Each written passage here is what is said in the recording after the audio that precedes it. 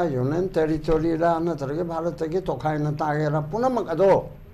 central government ki mathakta tawjo ba democratic movement tawgera lal hogera aine yamada sangera yadabata sangera punamak ado against the government of India Union of India da tawgadam na maitei na kuki ki natraga tongan ba kana guma group amigi aduma territorial Union territory ama pibangamde state ama pibangamde separate administration ama khaidokpasu ngamde ba aduna ngamde ba poda sida akoi nahan makai che government of India ga chau ma soi ba plan ama hana gi mamange koi gi government na kan to bungam jaram da ba tha kulum do sida government India na su yengchin da boy yengchin da boy to dun le ramba state motherly treatment to ga le ramba do madu Mong tadre haidana mayam la launa rakpati thabak to bangam darabo je to edana to khrabanina president rule suspended animation president rule ani chubagi manungda han ba haitare de chob to na ta ba hingan ba aduga suspend to ba suspended animation ai je masi to raga lakpa kan sida ado de khar pharagadra popular government chana chap chana to raga di popular government chana phaiko to bangam darabo di Adoi president rules in matam khara yengasi haibse koi mam si yadana leirim ne bako asida phare na matam to hona jai kala hona ba koi ui adoi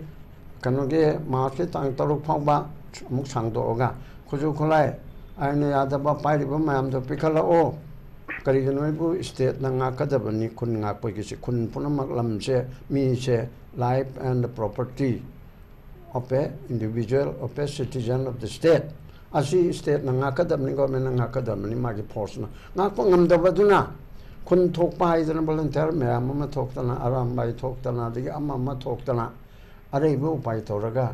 akoi gi law na su ya bani na right to private defense haina haiba du da changu bana ba then hoje khatang handorak pa du da dordi noina changu lib du soi khoi yare haibu gum bani cognizance lo re adordi nai pikhalo ko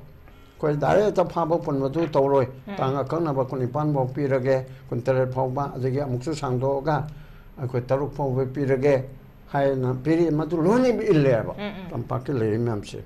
adu in maduna adu bodi amuksu khanare amsana governor ko te kari da central committee yathang matungina tang ni pan degi ji ngarang nahan tang ngarang degi ji ni pan degi ji free movement moment hana su ya phom thok pune to bunoi khana ba chaina ba thok panina amaga changna daramnina kuki ta ba jaga da metena chalu ba yadra ba aduga bheli dana kuki na lak pa yadra ba adu ma pot ama leira banina kana na lan ba chumba ge wana ta bada adu leiri ba do ekhoi na president rule chalai ba da center ke government china through governor ki kuthang da chalai ri bisina chatok chasin ya halle haibana ba adu ki chatok chasin ya halle na haibasida Folk cyber organization, civil society, and Magalona Bacaraga. Other Woody, I could peace mission, and much a cani, but too much of the Badu Amanico. Haidana, Gamena, Haibadu, in Nanabohanabada, Naram, Kodong Tiba Kara, Tokare, Gomingu, or that do in Bidare, Natraga Mapung Pan implement of Wangam Dre, Sile. Ado Sumana, Lady Ba, Asida, Sagi, Laldo Hamaga, Moitori, Sing, Adu, Nakalam Dang Haktamaga. Aikoi sida karam maina solve to gote ge central na natraga kana gumma sarkar na karina puna masaka na aikoi na chen yasin na bohana bada sarkar na mateng pangmadi mathoni ko but sarkar na pura semasi lere si taro nangina si toro aina haibatu di oiro ya ba aikoi sana aikoi we the manipuris metei manipuri adudegi kuki manipuri Seng bahanal pasingdo naga manipuri pangal manipuri dairi bezate kontraga manga se asina chungchin na rerga ekoi metrasi solve to godabna aduna ekoi kuki chilnau sing hanu kuki haram de du hai haramnina kuki chilnau sing kuki jogi margi dairi bapuna mak asina kari geno noina na chinna machin ekoi machin khanaraga separate administration union territory tanin torisibu chumbrane adu chumdeya ba adu chumdabanina kuki chilnau singda aina being a citizen amoina appeal to unity Noina penda ba maite da kari penda ba no haibatu hairo kari to rubai no ba noina maite halaga separate administration union territory talibse tan bodu ba khatang de mong ta haningi da ko noi chili na uni ne mapan ni sang parliament to hen ba aduga manipur thogai ba pamba inda thogai ba pamba sing adu thak to kara ka lore han de ke le pa chei cha ka de ke le minari ba aseng ba khong sai ma paite gangte samte chimte hauki leidno ko thadu leiba ma ma se maite adi maite pangal adi somna naga da chut group ma mama leiba ma am se asi hanagumna akoi punna leimna ba darkar leyaba aduna akoi hojik se lambi se central government na su yarabane masana yapam thokpani adum lambi chi thingba yade until unless logi matungina sigi jaga sidi nang changba yaroi prime minister lakadori airport tekni sabau se pung ahum chatpe yaroi pramam ni ko adigi more da nungdang numi pung taruk tekin nongan ba pung manga ba lambi chatpe yaroi adu curfew se tori dana ag nungdang pung ni pan degina hayang ki pung manga ba kanam chatpe yaroi sumaina lambi do lo na thingba oragadi adu khakta chaloi da bana ba adu natragadi loina mak chatka da ne ba ko hoi khana chana na kalani to noina ngatun changna ganu haina haibutu na amani ko adu natra chang thokpa mi ga article 19(1)(d) asida clear kal na haire logi yamna ko paduti mayam da haidra su yare adu magi ma mamali banina asida thingni ba kholi ba toribse thinganningde noi ge apamado aikoina yaningba yaningdaba aduna wa amani legitimate demand bu karigi yauri dorino ne yaroi da pot ama hairagadi aikoina nokoi mokoi gi demand bu na haibanate praman oina numitchen nongchoblom na thol kadabani natragadi aidi haktami hatkani aina hairagadi madu otho aroyaba samudra mayada dalana ma sabiyu adu pidrabordi aidi yaroi adu di otho aroyaba adu othokpa yaba haibama adu hairezana noi demand to gunu to habi wanate o thokadaba demand legitimate oibada ai khoibu ai khoige local government se local sub government se masi power pbu chapchana chapmanana belly da so panchayat ki adu dege local sub government gi commission khoge jilla parishad ki kari gi chapchapa power pu haibedu yaeba ko aduga Chorchanpur town sengbachi Kangpokpi sengbachi more sengbachi je akhoi gi nab lamje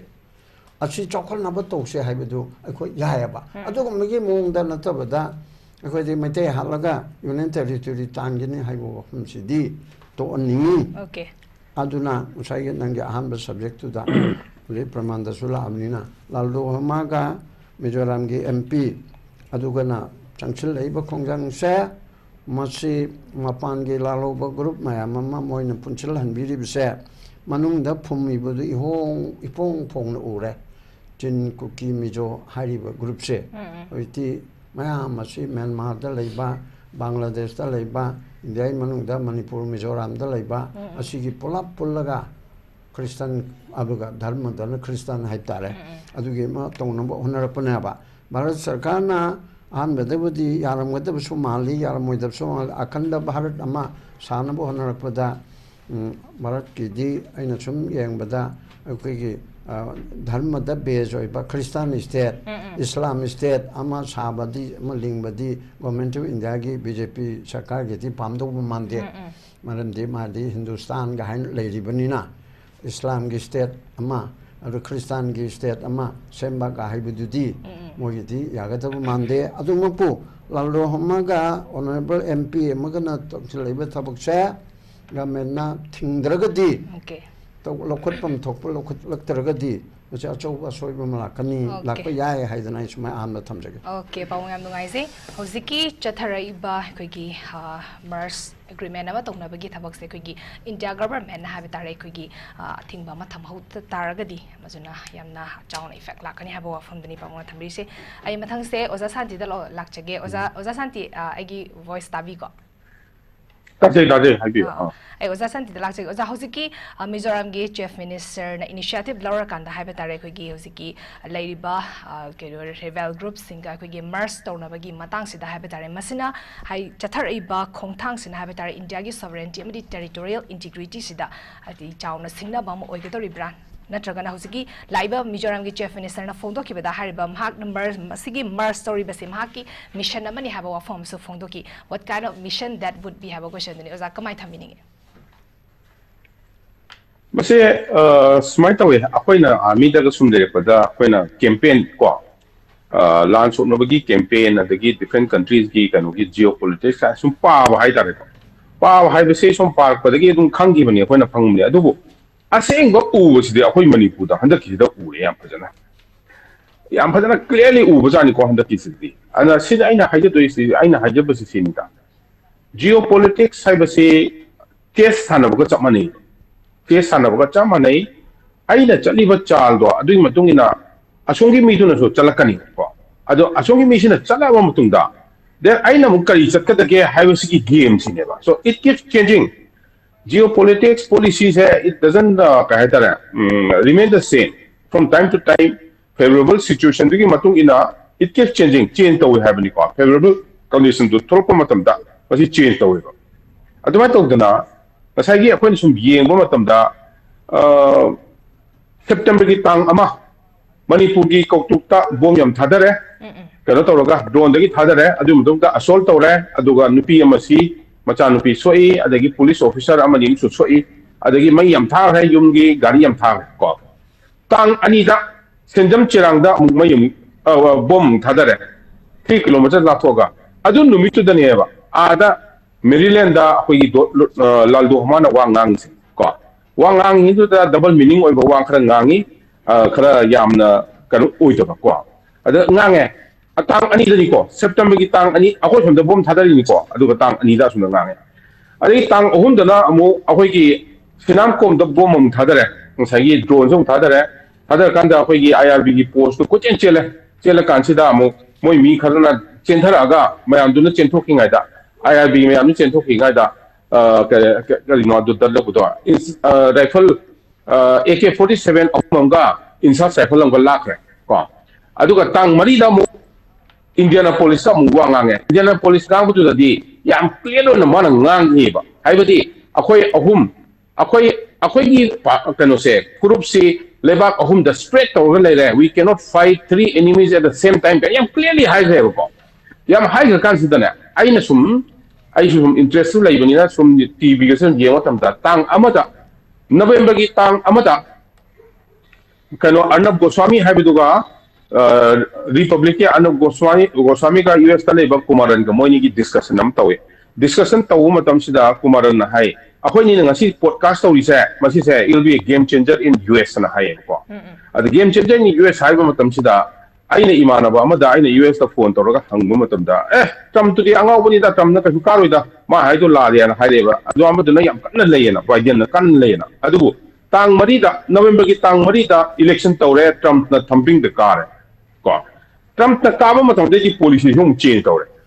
को policy change तौबा मतमदे दी sudden developments आए sudden high बसी double meaning ओहलगा करी करा अदुम लाए अदे लाको मतमसे की दी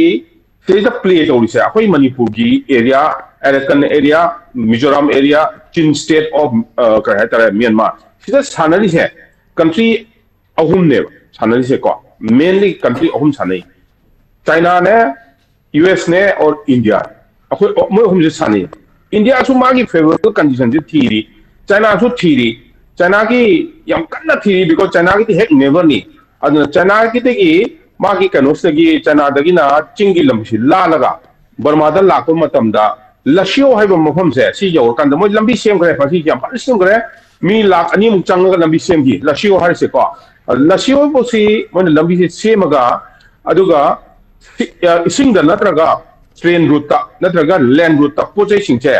सी मसी पुथगदोय ने बको सी पोटा पोटेशन कइनो यांगोन हाइबा होजि मसिदा पुथरानी थाइना ना रंगुन हारमबदो अदुगी पोर्ट ता पुथरानी को अदुगा पोर्ट अमना अतो पोर्ट अमना क्यान व्यू है से क्यान व्यू है पोर्ट से Kyanview have a port say China ne yampan sare, but it is constructed as a colony on the sare. Adungaranga handa, Numikuni Mamanga, Arakan Armina, Masi port, Pan to I never. And the Simon Ekan say, Arakan Army ga application nexus labor, the gear from the nexus type of purpose. It's like a game of chess. Chess ka money, she said. Aduna, Kari Haitara, Masiki development see, Masagi, a quick one lal Vienna, Mana, MPs na, Masi, MNF Kini, different party from Mizoram, the chief minister, Mizoram, the chief minister, different party Niko. Mana, Chalaga, other sign, Tori, Tibet, the Joint country, Amaniko, I don't know, Yabdi there. Different some hijack against the core. Country said joint over Yaba, have said different some hijack. Bhutan ki Nithona, Bhutan ki Prajana, Akoy India that Telege had the Saton Timbiaba because they are in SSN. Aduga Burmagi portion do, Burmata level leba to the game meeting the Nayam Yava Taragasu, Akoy the joint over High Taragasu, Asona conduct country of Laban, they had the Yava, Adu the UN, the world problem or the Caneva, the world opinion and various things will be involved in the Yagada in the day. Adubo. Aina Pandarakoto is the Asagi Christian nation must the form Tobaki have a dream door that will never go. Aduni, I Hajagatose. Christian nation. Aduda, Masagi Kitang Kanoda said, disadvantage Christian nation has a disadvantage Kitang Laitika Inubu, seaport Yaw Debako, Mogi Christian nation, same Matamta. Arakan Haiba, the kind states, the kind states the Buddhist neighbor Yamana. Aduna. Seaport ladies today, Buddhist area to the neighbor, the kind state the neighbor. Aduga, Chin state the Nateva, Aduna,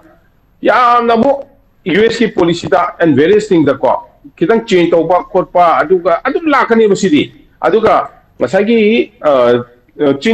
Chin Joe cookie, Moina, Mogi Kanoda, the Christian state same I have said. Sigi policy city, Adum Laganina Kali, Aduga. Masagi world Christian,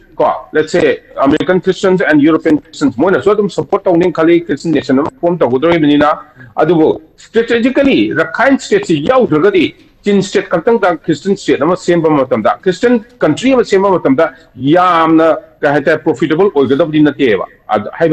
because that will be landlocked again. Aduna, any country amana policy, must serve for Matamda, Aduki, Engel Karadi Layavako, Aduna, Masagi. Development say to raise kind of boo, Masagi can change to Ravnina, Masagi US policy change to Reva. Completely change to one country, Adu US policy change to Pomatam Sida, then feel using the Kahitara base of the situation, Haganiko, I just said, Indian government to play Taurini, Adumatunga Lalo Hamasu play Taurini, Aduga 40,000 refugee. Canada lady, Mizoram the lady, and various things are playing around. It is nothing is permanent over here. Aduda, Aina Haja the Sinida, Akoy Manipur the last. Manipur the Lakomatam the D, come out to have a boo. Manipur the Indian government is very clear. ID Motoko, yeah, very clear. ID Motadi, as I separate administration have a say. Smasiti Kaligi Yaro do no have a boo. Akoy maintain a separate administration Yade, Manipur Kaiba Yade, Highlis D. Akoy Manipur lay say proof yam lay ko yam pick up proof lay mi lising ani mukta oiba mogi machine se ko proof lay tarau hai che mi lising ani mukta oiba ko tarau chothe lamkang adagi ka aimol kom adagi ka moi yam pick up proof ne ko aduna ngasai gi akoy gi cookie sing na talaiba separate administration kana yelai ba map si dati ayam banadi nagagi lamdi oim ko doi ko Kangkupi side, adik Chandel side, mana Nagagi lamni, aduga Taming lo dus yauni, adu see possibilities se kalibumba, Churchanpur ka future Katanga urbo urba, adu tadi possibility amale meba ko. Adu mo na hujik claim tawba areas na dishoy oroba. Adu di maitai na hydra ka to adugi Indian government na matuan lakpok to Hampton desu, maitai yaw na mag talmol yam chawon thokaneba, kan uncontrollable ba, talmol yam chawon thokaneba ko. Adu na Indian government so udabnate moina khodi hena singibani sigi maraksida international politics ajit dobol ho yawribani and then akhoi gi kanodana akhoi internal politics hai tare ko internal lebak manung gisidana akhoi gi kare hata akhoi gi honorable governor oriba huji kyoma amchu yam highly experienced oriba yam intelligent officer amo orambani mana governor kalaini adigi akhoi asomna kanda su general wiki lady ko ma su yam experience oriba adigi external affairs da su le mi mani aduna ngasai implications ni Indian kai hatara international politics di John Thangana tauriba kholiba si kitang kai hatara Indian politics ta darkar le ko yai adu this sina akoi Manipur da ngasai separate administration ke ga si da implications le kani haiba si di ai masi thaja deba adugo aina haja do de akoi da laiba mi myam se akoi maitei se su gyan ta ba ka le si da adwamani na hudi habi gi da hodi high rodu da pangi badu da adugi kanon ko ya haje se support ni ko ya haje se akoi manung da leiba maitei sing group se si so akoi kali da taw se habadu gyan ta ban ta ka lei akoi na lei na kadai da akoi na karma mong da lei doino masagi ojamani na hagi bata hindustani ka na hagi bado adugi maram ni ko ya haje aduna kali akoi taw do se amuna khan bada ka lei for our safety and for our protection asina ai si da aham tumje Okay, Osana su thambikre Osana ai mathang se Osa Premananda lakchagi Osana su thambikre aduga hosiki laiba khogi chief minister Laldu Homagi magi laiba hidi khongthang haiba tarim se mamang du sumagna jo tribe singue ba tunganba nation ama semning bagi apam se dum tengkang character phongdok pasu laikrabani hantak kisu amu akogi rebel group sing merge to bagi agreement sign tongna ba masida mahakna mission amani hawan phongdok ki basu lai masina karamba mahaki game plan oikadorib no mamang gisu phongdok ki ba myam se ki continuous process amo ina mahaki jo tribe singi nation ama semning bagi process to continuous process oina chathar ibrahim wa phongdin oza kamai thamini Hujiki moigi manungda laibudu de khoi na di khagdre ka khoi na ursi mapan gi wani da sum khara aigi kan wakhlun kha thamjege khoi gi khoi sam beva to jeiba khoi senior advocate ozamani su phan thambire adagi khoi gi army kari gi obiram ba khoi gi SANTIKUMAR phaja thambire ka ai su sida yauri moina ngang mo singdo ahan badi si kuirabani da khoi na sum khoi di Kangasu Kangdaba, the Gidi Kanganadabra Kangi, Kui Rabaning, a Sinangi warranty, who had some Kaga, Pokara Sum, Mami Shang Puarini, I know I'm going to area. And you can see Laldu Homar and Sahaba Domina, 2nd September 2024, America, money the Gang. Amana for Amana 2. I'm a second hole, second for Kanuma Kalaga. Maryland Habonga, India police has had a would do my own Kangan. Yes. Now, she Adum I Artan Macapoli, Monicati, Heidi, Mizu Gangunadi, a Gasunati, the Yaro in a car. Adu Karangre, Adugi, action kept the low the Hutinadi, no action. I don't talk with the Hutin Chief Minister Oiba, Miyamana, Chief Minister Habaniku India, Prime Minister, President, Chief Minister, the federal structure in some foreign affairs came to Kutin and Ladi, Chief Minister, who is up at the eye, and the Chief Minister, the Sinabasuyaro, government India policy, Chief Minister Pantopo, executable load, Ayam, the Yauti, Indiana, Mizoram, Adu show out there, and the Maduna delegate, Amagi, foreign delegate, when I got half a day to Chief Minister, the winner, do Kangiko, and the Chuya, the Podi, do Nangre, Sore, Adu Matang Tarakpada. Mogi Lalhuru, Karapunjalaga, Chin National Council, CNC, February 27, Sheme, Adusu, Isolate already, Adu Laldo Homa, Siare, Mizoram, who see Miss Messina, assigned Tobocopan Diaudema, Magi in the presence of Taure, Taure, the Potoname. I don't want to take the record. She's young putting and Ponguna record, Mr. Amana, Sumba, Lalhulu, Karana, Mars Toga, no work on Shemaga. As government do Zanta Hiro legitimate different thing. I do Matak Lal Horibasingi, go on the Semaga, Lan Kan Hona Wari Matobuto, I do Kain was Uncle Pongue. At the Amanamu, Mizoram MP and Monaco, Sina Macron Salini, as I can't mean Masara to pay, Mizo Siniam Masape, physics and pay Mosi, so Panbasi and pay, Jingilam actors over in a car.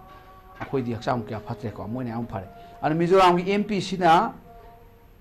ko ke lal bal bena ko MP ni mana MNF ki ni Mizo National Front gi ni aduga Mizoram thanga gi party gi ne ko moi mana ma khon sange ga lal holu ki kem mari ma swi man sangi se land council camp Victoria kai Chin National Front Army em ya mi ni ma yam ma sa ba kalli ni ma ahum mari sange sangaga photo na minare aduga mana yam phajabam na si yarga di noi India da policy kainaga hajele ko smai tar itia sine wari si chawak wari ni ko haje sia adugi marak sida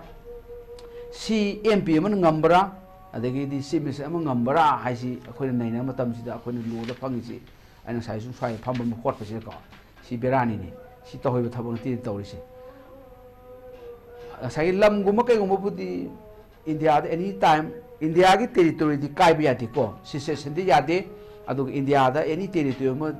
Mars Torokpa Sangapadi Yaiko, Article 2 the Yauduni, Article 1 the 2 ga, 1 the Yausi at Marina Zika 1 gi, Article 1 clause number 3 da, India territory Kaino defined over the such other territory as may be acquires India Lana Toka, don't talk solution in Dela Moduni. Aduga Article 2 the Yausi, India any Lamma Sangapasa, si Parliamena, Luman Eputom Changibo, Sini Lacy, other Masita Power case of late, Masi Akogi Berubari Union case ka webo apaw 1960 gini just ni pa apane health obani akhoi gi akhoi na train set pada Kus Bihar kai do Kus Bihar de ge swaisi akhoi yen thok du ni boko Berubari ani thon khai do ka Pakistan ta khai ma India ta khai ma ade Kus Bihar gi akhoi India de yarom na East Pakistan West Pakistan taw nga gi ni da amai to yener ga akhoi lu ma pass taw dana akhoi gi executive power na pithok bi aba ya da hang pada Supreme Court ay ay sukai ti na kumeba ay na hajay di sidi government India gi prerogative ne bako adu na ina khamada mission du moi gi Mizoram gi Chief Minister Mizoram MP sida government India gi mission na scenery bra adu de koi khang de ko man bai wani sum adu ma oiram ba ya bra ji mayam tv ro adu ma oibe adu na ta theory am nei ko si theory si karino ha kanda hujiki dol ni si yengone dol mana kai si kasai gi magi kano sia rai sabha gi member ori se sini MNF ne Mizo National Front ko Mizo National Front lang taw na we Mizoram semjarak padu ma dol ni MNF si gi constitution par political party ga mai constitution pa ne ko constitution sma yaw bani MNF ki constitution gi article number 6 ta yaw bani reunification of all Mizo inhabited area under a single administrative unit hai moi disi mission ne MNF ki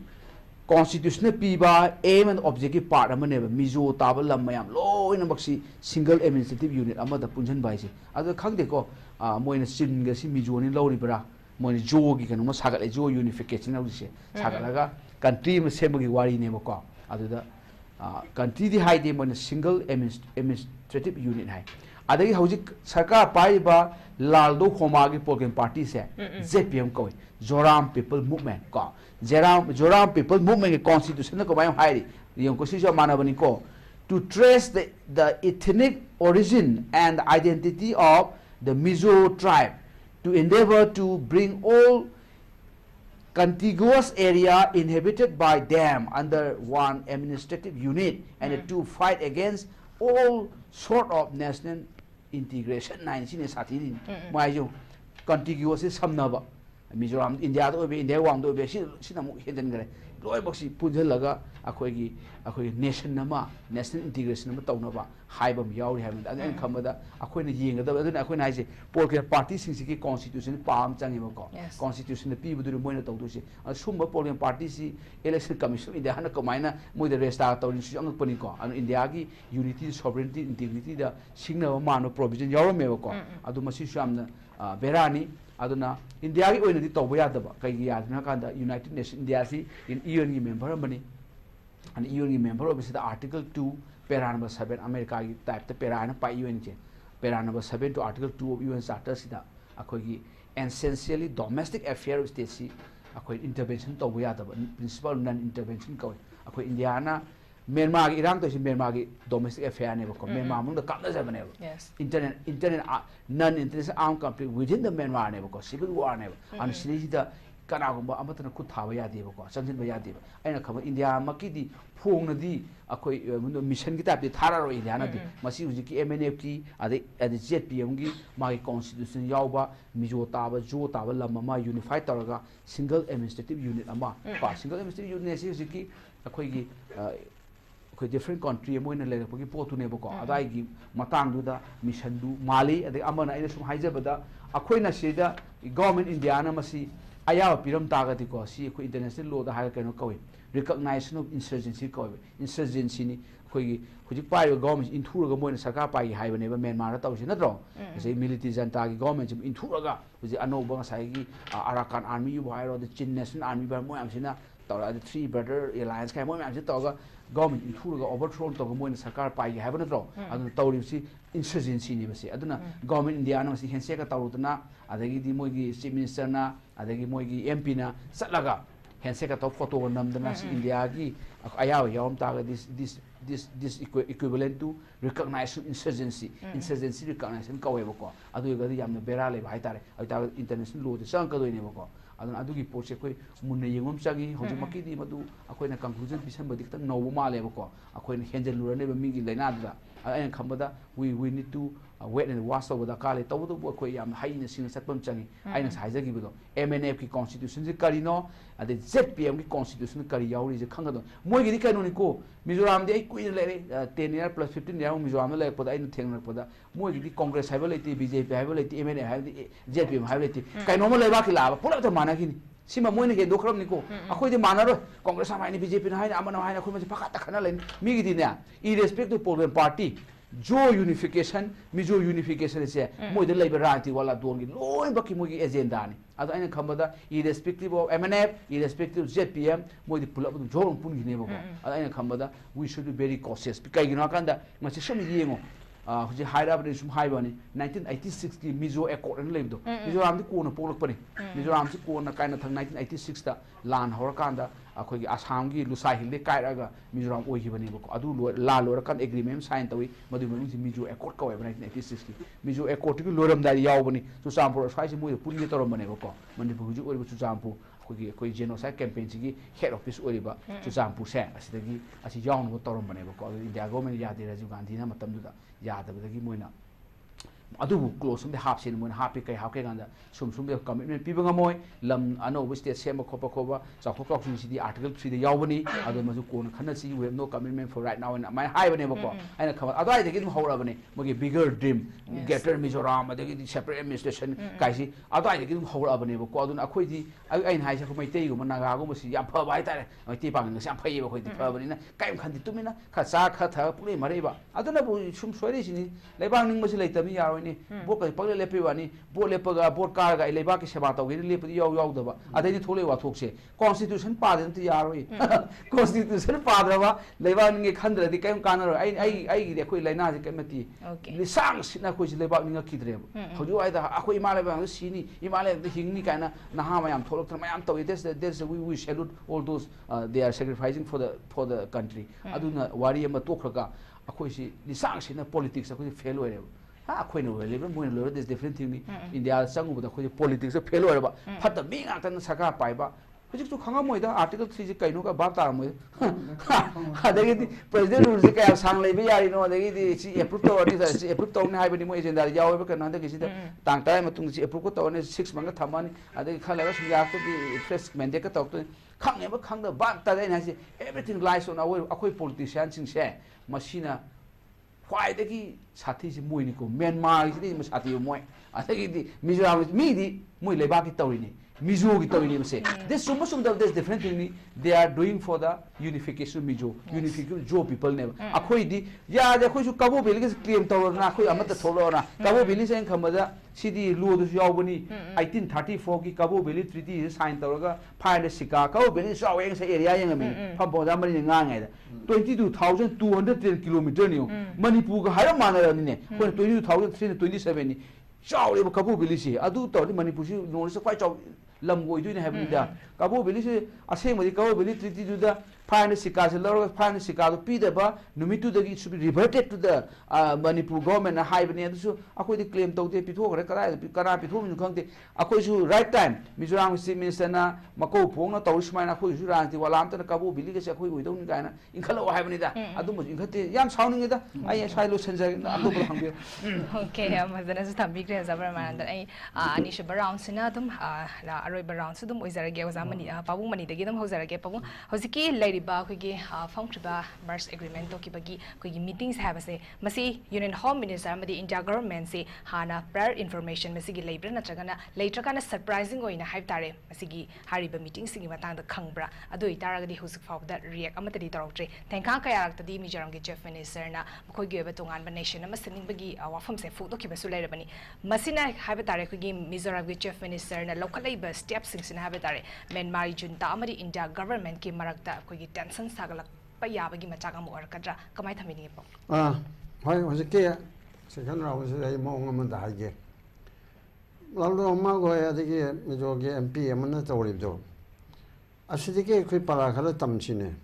moi to bodo chumi lali mar kai ni kai ro dong hak tok se ba adu di thugai bi aro bang sei lo da ko atop lai pak migi machet state area machet khara atop lai ba amana loksin ba lan to ga lo buna amani adu da punchin ba khochin bai si di othok tere ba ai kuki ta ba UN sang adu bera le adu sukan khanna da ya adu bu ai ne khanin de laudu homa adu ge that very MP I the high no ate ashiki che ashiki thona je ko lo shine adu ne na top pam pam da hai do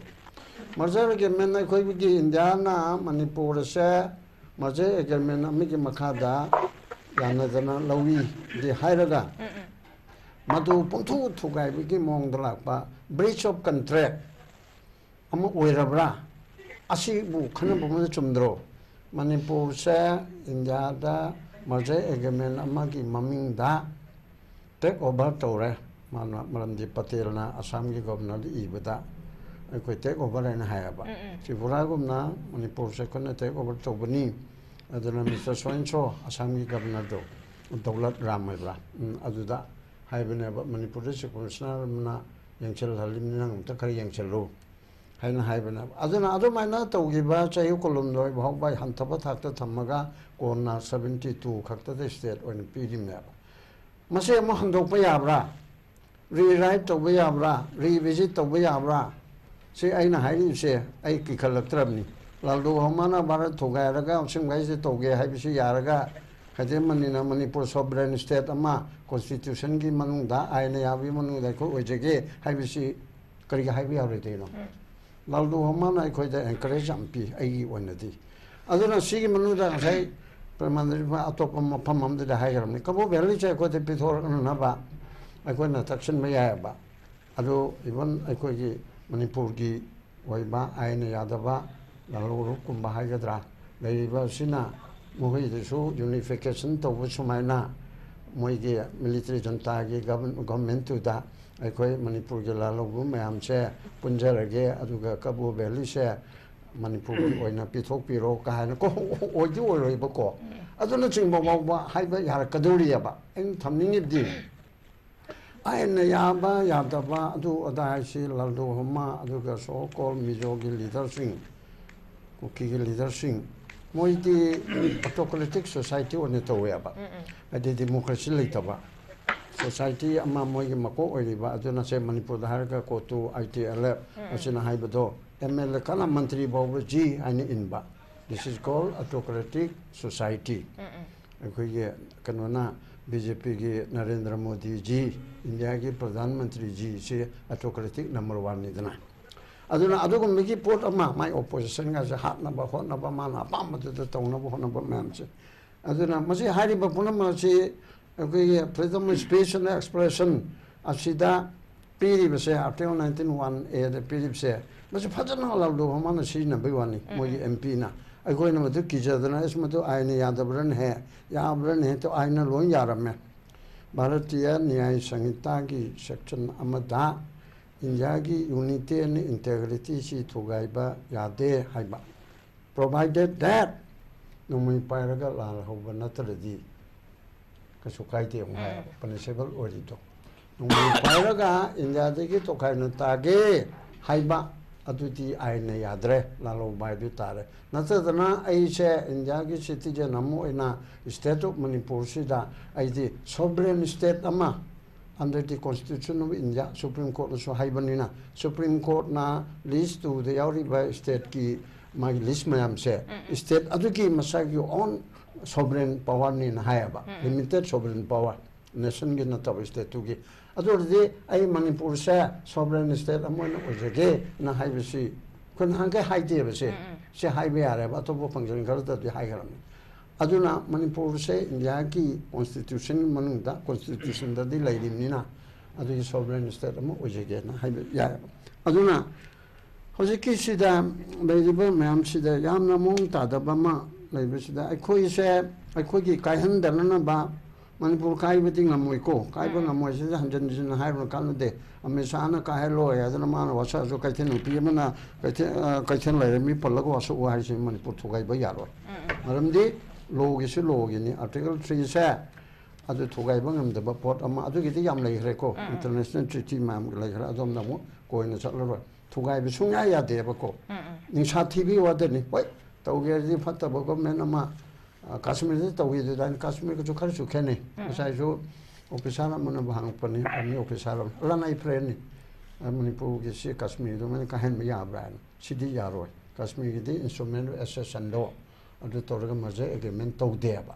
maje agreement taw da banina Maharaj Dhiraj Singh Nehru da ko Afghanistan ki kano mayam sin landar e adu mateng gar pambi ki loksin biro hairaga loksin hibna ba adu Manipur Tripura adu Hyderabad na lan torga loksin gimin ai ko gi di maje agreement amada panchana torga maje do aina yabu oibra oidabra aduna amani ko maje unconstitutional oide haiduna amani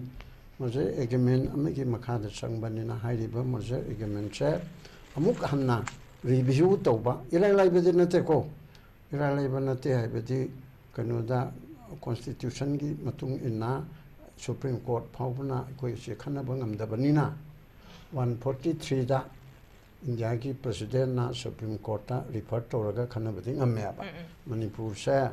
soina mar tawgi basida asoya kap khar leire hapchining ba khar leire inda digi to kain tar ge habanate hapchining ba khar leire maram madina Supreme Court amot am piru abi ilai bi dilai unete ko sa chau ba political moment na changi president na probably torogo home minister thawlo na piru e ba ka so Supreme Court da thak piru e ba a chau ba hiaw ma aba saba lok thok pa gi ko state ru tan bi gi kumba gi ho ma tawro kanda lo na su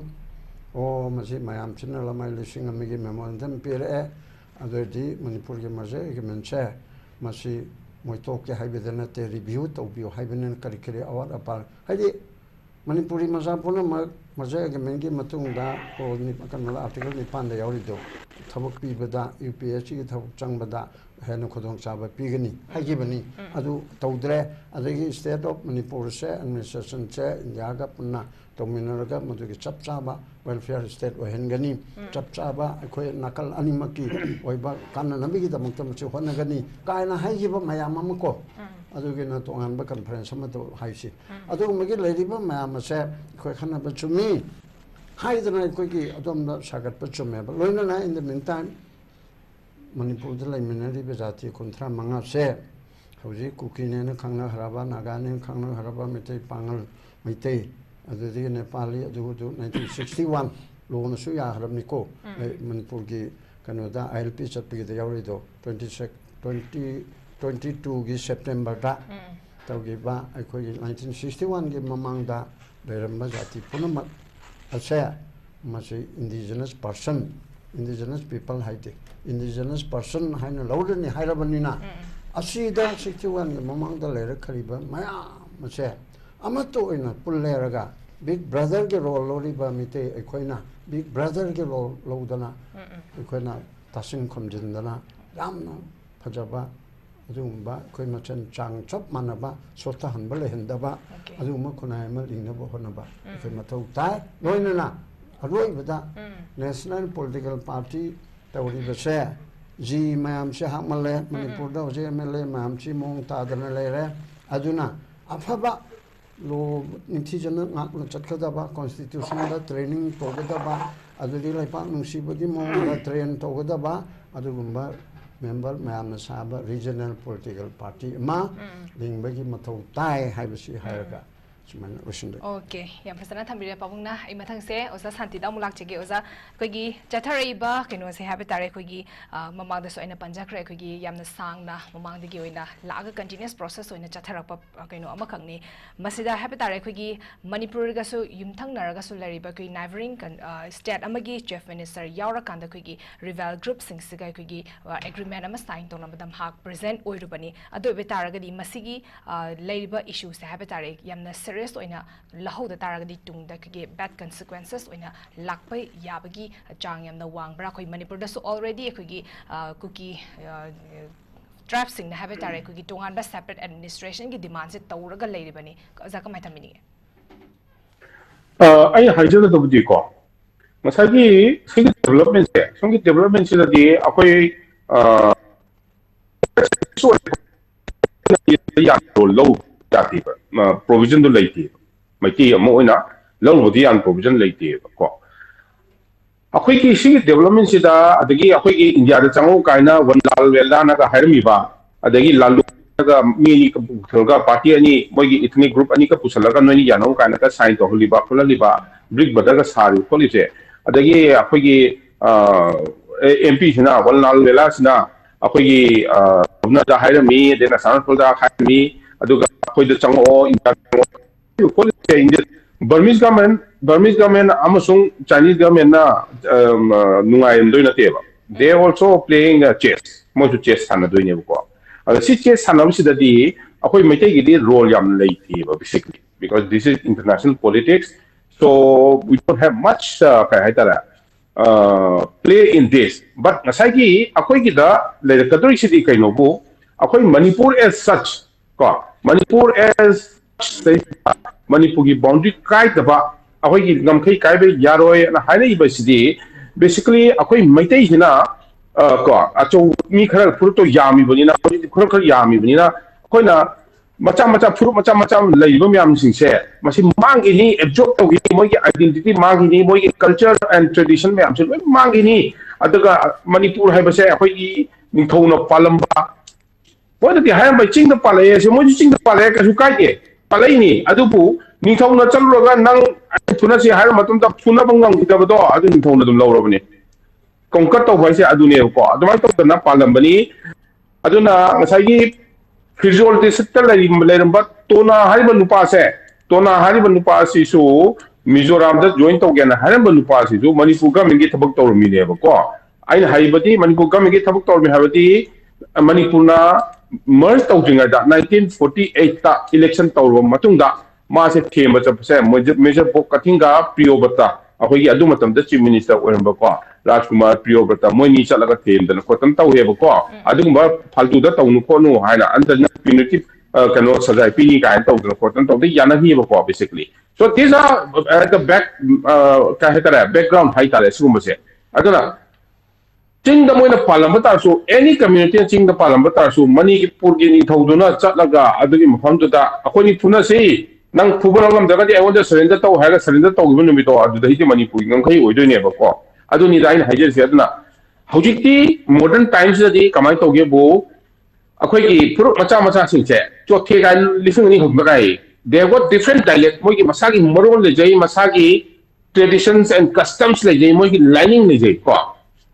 Ado mayam do akoi oina protect to da ka lei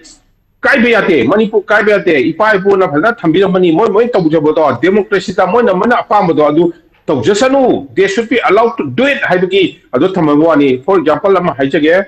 Mizoram da mar haiba group se yam tonthana thamme ba moi ju force to ba now no se joni Mizoram ni mizoni haina no so kan to godami consider to godami haina moina kan force to ba siguba presidency di lei aduga aina akoi sigi sida aina panjani si sini akoi ki kano se akoi Manipur da thoiba irang sida Manipur da thoiba irang sida kai hatara akoi ki kano se akoi na kamani hingo da ge se topic se kidan chan da ta su chan ni ba because ꯑꯩꯈꯣꯏꯅ ꯀꯃꯥꯏꯅ ꯍꯤꯡꯒꯗꯒꯦ ꯍꯥꯏꯕꯁꯤ ꯑꯩꯈꯣꯏꯁꯤ ꯀꯣꯟꯁꯇꯤꯇ꯭ꯌꯨꯁꯟꯅ protect ꯇꯧꯔꯕꯀꯣ ꯑꯗꯨ ꯃꯇꯝꯗ ꯃꯅꯤꯄꯨꯔꯗ ꯍꯥꯔꯃꯣꯅꯤꯁꯦ ꯂꯥꯛꯀꯅꯦꯕ ꯑꯩꯈꯣꯏ ꯆꯞ ꯃꯥꯟꯅꯒꯅꯦꯕ ꯑꯩꯈꯣꯏꯁꯨ ꯃꯇꯝ ꯑꯃꯗ SC ꯑꯣꯏꯅ ꯊꯝꯃꯝꯕꯅꯤ ꯐꯣꯔꯦꯁ ꯇ꯭ꯔꯥꯏꯕ ꯍꯥꯏꯅ ꯕ꯭ꯔꯤꯇꯤꯁꯅ ꯊꯝꯃꯝꯕꯅꯤ ꯑꯦꯁꯦꯁꯟꯗ ꯁꯥꯏꯟ ꯇꯧꯕ ꯃꯇꯝꯗ ब्रिटिश पीरब एसेसन अखोई साइन तौगिबनी एसेसन हाइसिदको ब्रिटिश अखोई फॉरेस्ट ट्राइब थममी अखोई SC ओइगदबनी फॉरेस्ट ट्राइब अखोई ओइगिदरे अदो मुक ओइजगे हाइबनी अखोई मुक ओइगे हाइबनी अखोई हौजी याम नवारे पैसा सु पाइते लाइसु हाइते तखुप सु पाली अखोई एग्जांपल अम हाइजबतदा ngarang ngahanda अखोई सरoi खांबगी अमा तौइको सरoi खांबगी तिरुपति दा तौ मतमदा हौजी तिरुपति दा हौजी थोंगदो लुनसल लेरमे अदुदी अखोई इपा इपुगी ममांदगी अदुगी मुहमदो अदुदो अखोइना लाइ सरoi खांबगी तौदना लापनी अदु सरoi खांगन थोंगदो लुनहंगमनिना गेट लुनहंगमनिना अदु प्रोटेक्ट तौंगमगिदरे सो अदु कदु प्रोटेक्ट तौगिदो ngमगिदबदो अदु अखोई कस्टम जो मनुंग चंगा लाइ खुरमदी यागिदरेबा अदुगी अदु खुरम के हाबे मतमदा अखोई we need to take permission from someone हाइबनी को हाइदिसे अदुना अखोई सु protect तौगे हाइदागदी करिंतो वखन खंदबिदा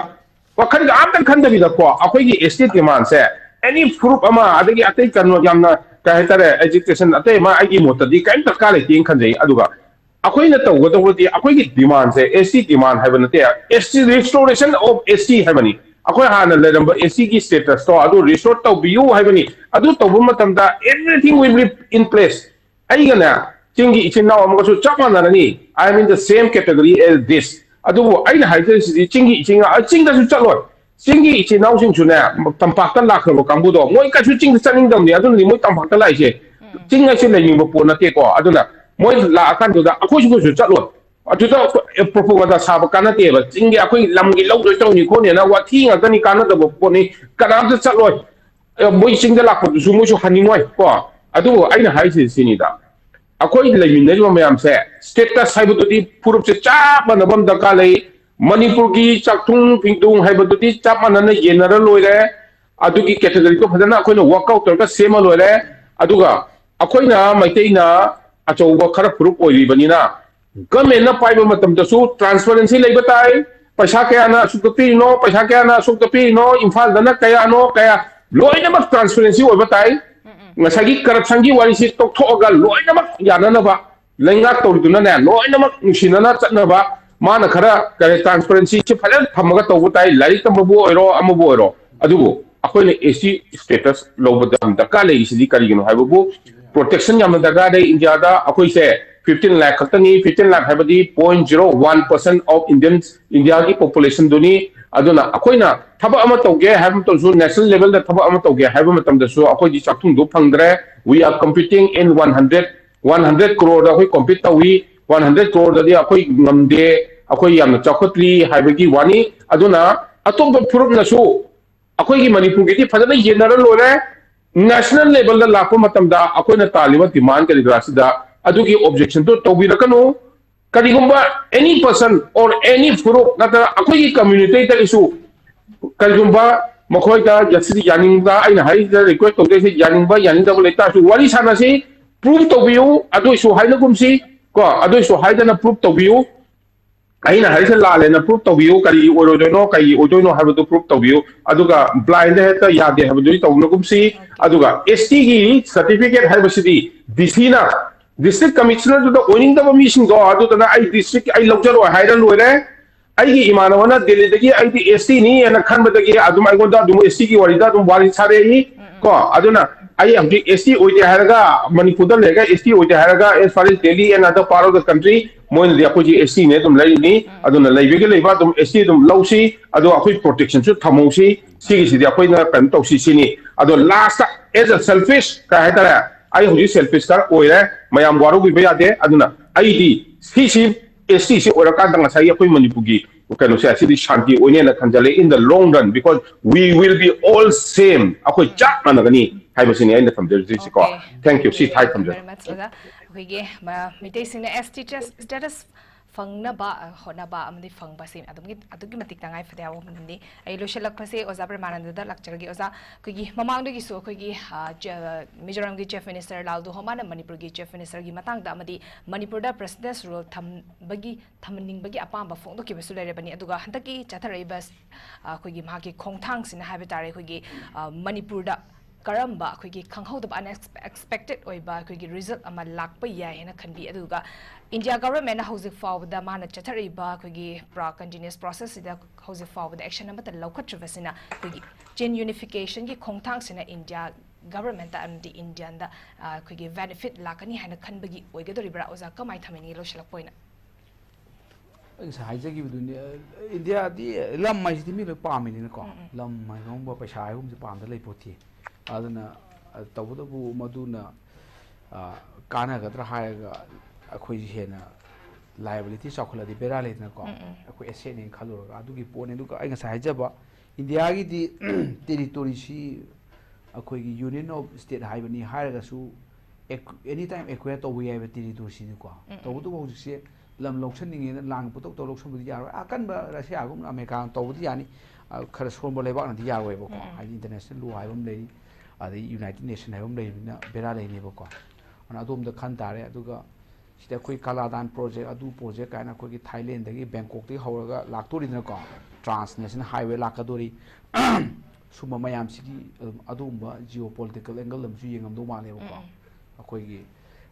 is policy ga tawrise ana sumba su khu yengom changi ko yam haiba akoi si sam sam sum babu oi ba haiba ma aduga India gi sanari ba lila si da khu su player am obam changi ba ko di player di oi do ma le ko se ko gi haira bani ka na mantri mandun oi biram ba sing adagi chief minister oi biram na di moina khalam ni lila ji moi sanari ni ga am sanam jan ti lila yaw jan ti no way in the sin moi sin le yaw pote babu ni moi oi se babu oi ba mo ta India ki politics se khu yaw lom changi ba ko ana politics yaw sin ba se yaw di yaw ni India ki party khu MP lai ni Rajya Sabha da Lok Sabha da lai ni le khu state government pick pa chaw but is different thing ni ko lejeri ne khu taw do bu ma gi niyom niti du taw ngam da bai wari ne ba ko niyom niti India le federal structure ni na Dr. Bhim Saibra Ambedkar sina constituent assembly ki debate taw sida man high akhoi si India federal na magi federal unit mayam se state mayam se they are also sovereign in their own jurisdiction my jurisdiction ma sovereign ne aduna bu law making power si 7 schedule sida union list state list concurrent list pyramid state they are also sovereign in its own sphere ne adu pose khangba sarkar ma chang habani da sigi law se ene semdong ni ko ga si min haidong na ti ma semdong ni aduna law maker ga si yam lu jani da adu last ta kai la ke MLA te la to ni ko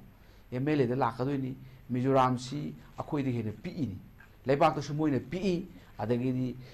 MLA masing do sumoi di 40 khatani akhoi 60 ni adagi di MP su akhoi di ahum ni Lok Sabha ani Rajya Sabha ama moi di ani khatani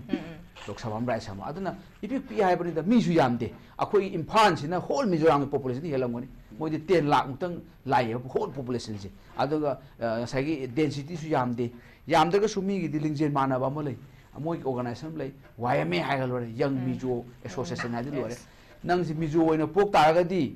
America da nang yu ngaw ga tu le ga su nang si YMA member rom dui akhoi da du su leite civil society ga si bera de ko si da anai ne khabar sum je tang mingo da chu tam ba tare akhoi de gi tam ne thudung le rak tre da ji ko de gi tam na ba pu da phuna gan ba ko amin hai ba lo da ba adai kana na hai no ama like pa ngang je bodu su pa da ngang je la adu no chu mo sa khoi ma ung chen na ko aduna sigi culture se ma khoi thadok pa aduga yamna seng to ba tare ai su yaningi khoi ga santi da hai se I also endorse akhoi na tat na hai ba do peaceful coexistence hai na da na idea of manipur peaceful coexistence hai je coexistence oi se di manar ga coexist to du na tro mana da ba du di nungai roi ne ko da mai amaga mombati amga lemina ba da mombati songto khane ba peaceful coexistence di mana ba status mana tare mana ta ga di mai te ji ju schedule tribe oi ga da ne ba handa ki lan se akhoi schedule tribe oi ram ba lan ju thu oi ba ko nuksin ab su loi ni mai te schedule tribe naga su kuki ju kai schedule tribe oi ra ba ko ai khama da matam puna mak nusi ba for ba peace se schedule tribe oi ga na la khani ada mata ga koi thamning se schedule tribe se kanam ta na akhoi na tan ba demand si phangba ya ro ka haiba ya di ko moina akhoi ki tribal sinau sina thamba demand 2007 अखोगी UN Declaration Right Indigenous People का येंगो अदे ILO की International Labour Organization की Convention अनि लेबनी 1991 का वोंगा 189 हम Indigenous Peoples की right अदु Young मतम दा Indigenous People नि अखोजी tribe नि कानान assert तो गदन है वो मोई मसादन तो जगदन माइते ने we are the tribe we are Indigenous people we should assert nobody na could impose to यारो है को अदु ने कम अखोई ताम डिमांड से दगा सुम देखो ते हाई बसे हाई की राइट लेता बो लेटर का इंडिया ने ना मेरा बात महाना जी मी है हम लोग जानते हैं मणिपुर नो केन मणिपुर ने सुन सिंगना बदा मी मसिंग दगी मखन ने हेंगले ने खोदी मी मसिंग से दगी मखन ने हेले बो खोदी अदु ना वेरी वेरी डेंजर नि अदु आइना खमदा हम्बल अपील दा अखोइना अखोइ लंदारे बा खोइ लोइसन लगे जेनोसाइड तौर टीम सिंग से मसिगी मथकता we need military crackdown चंगी अदगी जोराम थांगाना तौवे अब तौरमे उजने पू लालदो हमाना तौरे अदे मोय एमपीएन सिना मोय गेटर मिजोराम गी अदगी अखोइ कनोगी अखोइ जो यूनिफिकेशन की तौरिबा कैंपेन से सिदसु अखोइना सुम येगलेब नतब अखोइ सु प्लेयर अम ओयो प्लेयर आदि मिजोराम गी पू लालदो होमा सिगा हुजिक एक्शन अफेयर ओइबा जय शंकर से ममाना बनेबा IIS base same base नेबा अदुना मोइदि फोलो खतना ngमेबा हेलो आई लागे चापा मुहागा कनो दा चलगा चाका थोएबा एक्शन अफेयर की मयुम सिदा अखोइदि अदु ngamba लेति अखोइदि फोन तौदि हायरनु मिनिस्टर सेंट्रल मिनिस्टर लाई हैबदा ज्वार हाबि ता ता निकले अदुगी रिलेशन सिदि वेरी वेरी डेंजर अखोइसु समाना रिलेशन म मोसु मिनि अखोइसु मिनि I also leader he also leader na khallu haibaniदा Maharashtra के चीफ मिनिस्टर दु लापदि होजिकि फाइनान्स बिस लापदि प्राइम मिनिस्टर दु फमिना हानो वाइ सांगमेबा अखोइ चीफ मिनिस्टर कदु हानो वाइ सांगमद्रिनो अना आई खमदा स्वाइसिदा अदुम लेबा अखोइ इन्फेक्टिव कम्प्लेक्स हाइगद्रा लम मचागी वखन मचा खनबदो अदु खनबिरनु आई वखदि थिंक ग्लोबली एक लोकली से अमेरिका वखन खलो तबदु स्वाइदा अप्लाई तरो थिंक ग्लोबली एक लोकली अदु टेररिस्ट लोसलसी अदु अकन Manipur मोहलसी peaceful coexistence with development agenda haina ko chakolasi chakop paisa khoi se tho manaba we should be adan aroi bada last na find aina haining se supreme court na khoi akoi IR coil ho case na 2007 gi just ma pan hel to ni ko adu man triangle am ye em supreme court ye na ye ponate masi triangle ke golden triangle le ni ko drug ke du na ti ko ha sia golden triangle under Indian constitution in article 14 ne 19 ne 21 ne and sigi golden triangle sing na o हाइना supreme court instruction पी government India article 14 is equality अखोइ सब माने को article 19 6 freedom right to free movement अदु ओदा मे 6 freedom article 19 दा आर्टिकल 21 सिना right to life personal liberty no person shall deprive life personal liberty except according procedure law हाइ से अदना सिगे ट्रायंगल सिंगा ओ हाइ पान एट लीस्ट मिनिमम सिगे ट्रायंगल सिंगा कोम चागे अदु ngak तक दें खमदा हिंगबगी आर्ट ठोकते बको अदुना अदु मसाथरसी अदुगा peaceful coexistence लेकिन को अदुगा मीना दु तौरेना बाबु ओइबे थपक तोसे we should be actor ओइसे हाइबनिदा yes समाइ थमजै okay yam phajana su thambikhre oza hom su thambikhre koi gi thengkang ke arakta koi gi Mizoram gi chief minister na local best steps sing have tare koi gi makoi gi ba jo trap sing gi ba upon the nation ama under one step administration ama gi makha da leibagi khongtang local best da koi gi kari karamba react to hoba ya ba gi habidi matam chana ta hoda taragadi tungda bad consequences lakada badagi koina ngaktuk pa yaba sing ngaktuk na ba khona ho basatu ki matik tangai fede wa fam duri thambirisi yam ngai se oza premananda oza santi amadi oza babung mani isage chenba ke amram kai thok piraga khoi gi studio da saru yabi duna khoi gi dialogue ki thorom se saru yabi bagi damuk ta thagar pa phone do chari matang sida notice window na sandok saba notice dialogue loshin jari meng tabir ba sing bu amka na khurun jari